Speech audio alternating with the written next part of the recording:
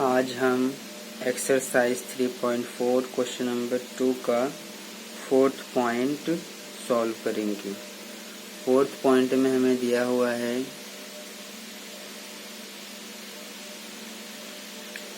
मीना 2000 रुपये निकालने के लिए एक बैंक गई। उसने खजांची से 50 रुपये तथा 100 रुपये के नोट देने के लिए कहा। मीना ने कुल 25 नोट प्राप्त किए। ज्ञात कीजिए कि उसने 50 रुपये और 100 रुपये के कितने कितने नोट प्राप्त किए। तो हम यहाँ पर 50 रुपये नोटों की संख्या को x मानेंगे, 100 रुपये के नोटों की संख्या को y मानेंगे और इसको सॉल्व करेंगे। तो जब हम इसको सॉल्व करेंगे तो यहाँ पर हम लिखेंगे माना 50 रुपये वाले नोटों की संख्या बराबर हो जाएगा x और 100 रुपये वाले नोटों की संख्या हो जाएगा y। अब यहाँ पर हमें देखना है कि उसने कुल 25 नोट प्राप्त किए हैं। तो अगर हम इसको प्रश्नानुसार ध्यान से देखें तो कुल नोट कितने हैं, 25 हैं। तो 50 रुपये वाले नोट x हैं, 100 रुपये वाले नोट y हैं।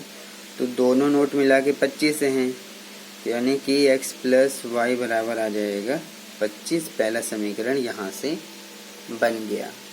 तो जब हम दूसरा समीकरण बनाएंगे तो ये बनेगा कैसे, उसके पास टोटल उसने जो निकाले हैं वो 2000 रुपये निकाले हैं। तो 50 रुपये, और जब हम दूसरा समीकरण बनाएंगे तो उसने 2000 रुपये निकाले हैं। तो 50 रुपये वाले नोटों की संख्या को हमने x माना है, तो ये हो जाएगा 50x। तो प्लस 100 रुपये वाले नोटों की संख्या को y माना है, यानी कि ये हो जाएगा 100y बराबर उसने जो है टोटल 2000 रुपये निकाले हैं। तो इससे हमारा दूसरा समीकरण बन जाएगा। अब हम अगर इस समीकरण को 50 से भाग कर दें तो आप देखेंगे कि जब 50 से कटेगा तो ये x आ जाएगा। 50 दूनी 100 यानी कि 2y। 50 से जब इसको काटेंगे तो 50 चौक 200 होता है, 40 आ जाएगा। ये समीकरण 2 है।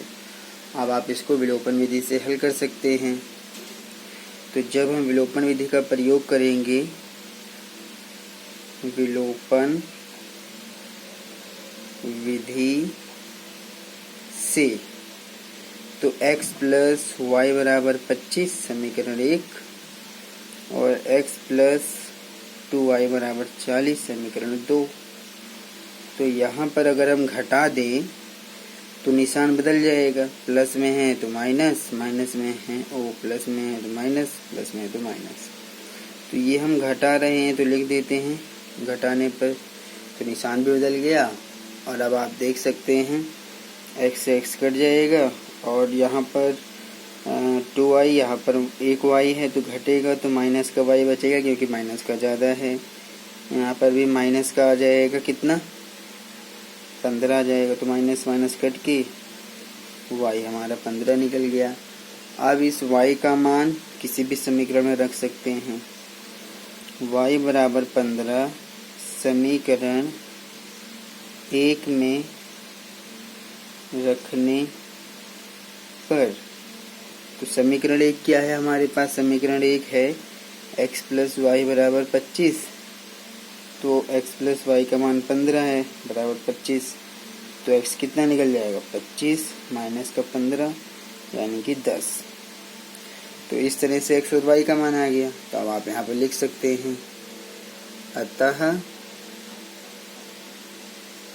50 रुपये वाले नोटों की संख्या को हमने x माना है, x का मान 10 आ गया तो 10 नोट हो जाएंगे। और जब हम 100 रुपये वाले नोटों की संख्या निकालेंगे, 100 रुपये वाले नोटों की संख्या को y माना है, तो y का मान 15 है, तो यानी कि 15 नोट हो जाएंगे। इस तरह से क्वेश्चन सॉल्व हो गया। अब हम 5th पॉइंट को भी सॉल्व करेंगे। तो 5th पॉइंट में हमें क्या दिया हुआ है उसको देखते हैं। 5th पॉइंट में हमें दिया हुआ है, आप देख सकते हैं,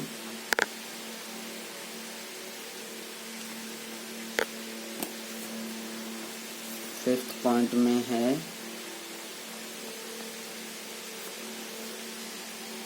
किराए पर पुस्तकें देने वाले किसी पुस्तकालय का प्रथम 3 दिनों का एक नियत किराया है, यानी कि 3 दिन का जो किराया है वो फिक्स है तथा उसके बाद प्रत्येक दिन का अलग किराया है। सरिता ने 7 दिनों तक एक पुस्तक रखने के लिए 27 रुपये अदा किए हैं, जबकि सुशी ने एक पुस्तक 5 दिन तक रखने के लिए 21 रुपये अदा किए हैं। नियत किराया और अतिरिक्त किराया ज्ञात करना है। तो नियत किराए को x मान लेते हैं और अतिरिक्त किराए को y मान लेते हैं। तो जब हम ऐसा करेंगे तो हम इसको सॉल्व करेंगे इस तरह से। तो यहाँ पर हम लिखेंगे माना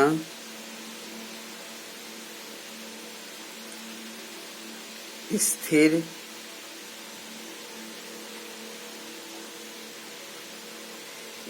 या फिर नियत एक ही बात है, नियत भी कह सकते हैं या स्थिर भी कह सकते हैं। स्थिर या नियत 3 दिन का किराया, यानी कि जो 3 दिन है वो स्थिर हैं तो उसका किराए को हमने x रुपये मान लिया, और प्रत्येक अतिरिक्त दिन का किराया उसको क्या मान लिया, y रुपये मान लिया। तो अब जो है इस क्वेश्चन में कहा गया कि सरिता ने 7 दिन के लिए जो है 27 रुपये अदा किए हैं। तो जब प्रश्नानुसार हम समीकरण बनाएंगे तो सरिता ने जो है 7 दिन के लिए उसने 27 रुपये दिए हैं, तो x रुपये जो 3 दिन का हो गया, प्लस अब बचे 4 दिन, क्योंकि 3 दिन के लिए तो वो x रुपये देगा, क्योंकि 3 दिन का जो किराया है उसको x माना गया है। अब जो बचे 4 दिन उसके लिए वो y रुपये देगा और बराबर हो गया 27 के। यही समीकरण 1 है। ये हमारा किसका आ गया, ये आ गया सरिता का। अब जो दूसरा समीकरण है वो हम सोची से बनाएंगे। उसने 5 दिनों के लिए 21 रुपये दिए हैं। तो जब दूसरा समीकरण बनेगा तो x तो हो गया 3 दिन का, प्लस 5 दिन का है ना उसका, सुशी का, तो 3 दिन तो इसमें आगे बचे 2 दिन, तो यानी कि 2 दिन के लिए y रुपये किराया देगा। 21 रुपये दिया है तो ये समीकरण 2 है। तो जब हम इसको विलोपन विधि से हल करेंगे, विलोपन विधि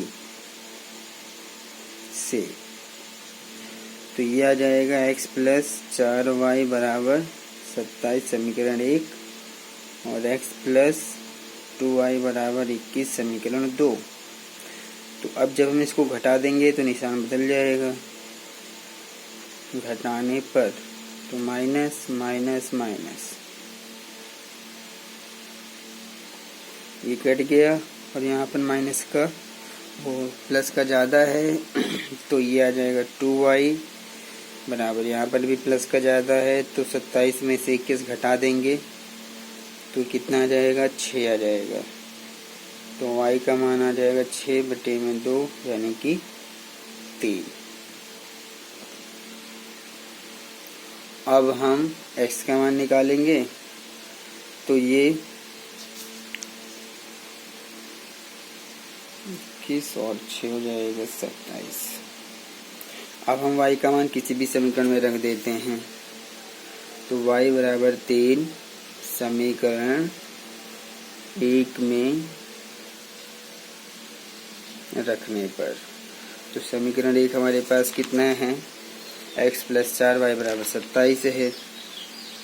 जब x प्लस 4y बराबर 27 है तो x प्लस 4 गुणा y का मान है 3 बराबर 27। तो x गुणा 4 3 12 बराबर 27, यानी कि x का मान आ जाएगा 27 माइनस 12। तो 27 में से 12 घटा देते हैं, 7 में से 2 घटाएंगे 5, 2 में से 15। तो इस तरह से हमने निकाल दिया। स्थिर 3 दिन का किराया आ जाएगा 15 रुपये और प्रत्येक अतिरिक्त दिन का किराया यानी कि 3 रुपये। तो अब आप लिख सकते हैं, अतः नियत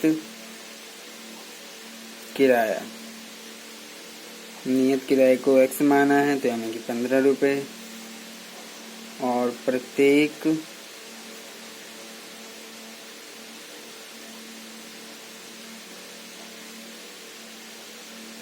अतिरिक्त दिन का किराया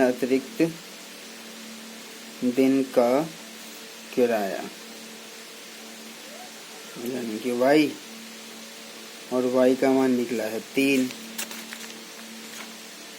तो 3 रुपये। इस तरह से ये क्वेश्चन सॉल्व हो गया।